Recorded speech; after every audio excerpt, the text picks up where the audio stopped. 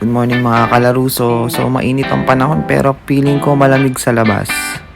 So yun, kagigising ko nga lang. So bagong lahat, digpitin muna natin yung pinaghigaan natin.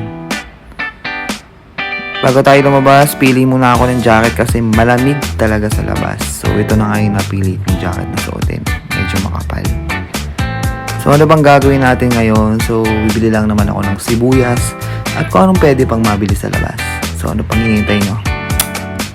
Tara. Yan, nagsimula na nga ako maglakad papuntang palengke. Feeling ko naman walang masyadong tao ngayon kasi weekdays.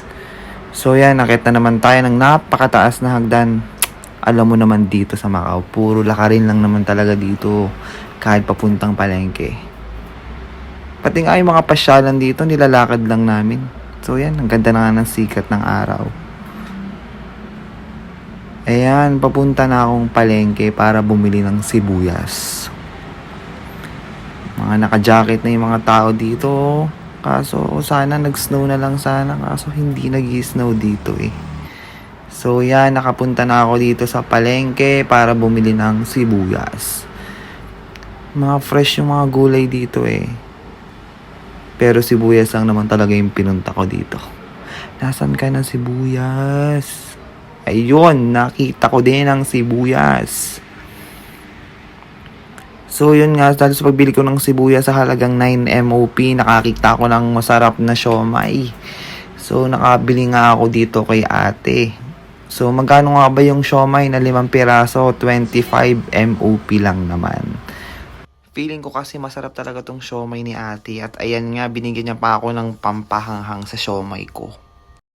Dahil nga pauwi na ako, napadaan ako ngayon dito sa 1010. So ano bang meron dito sa 1010? Syempre 1010, 10 MOP yung karamihang produkto nila.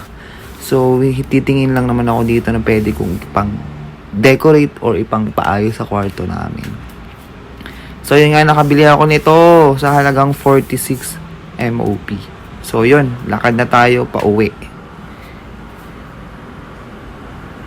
Ayan, lakad na naman tayo sa napakataas na hagdan. Sikat ng araw, napakaganda talaga ng sikat ng araw.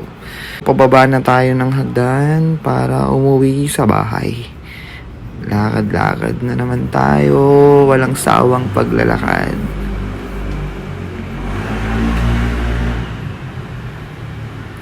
So yun na nga, nakarating din tayo sa bahay namin. 5th floor na bahay.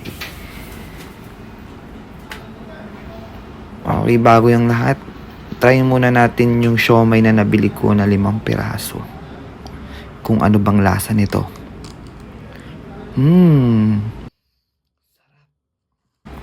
Amoy pa lang, masarap na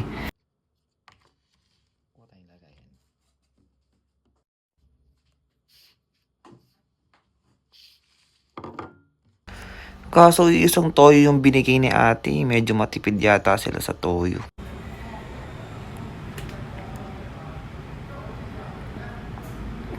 Yan. Try na natin. Pasok kaya sa panlasa? Approve! So that's all for today mga kalaruso. Kaya kung di ka pa nakapag-like ng page ko, ano pang hinihintay mo? Like my page and kita-kits ulit tayo sa next day off ko. Bye-bye!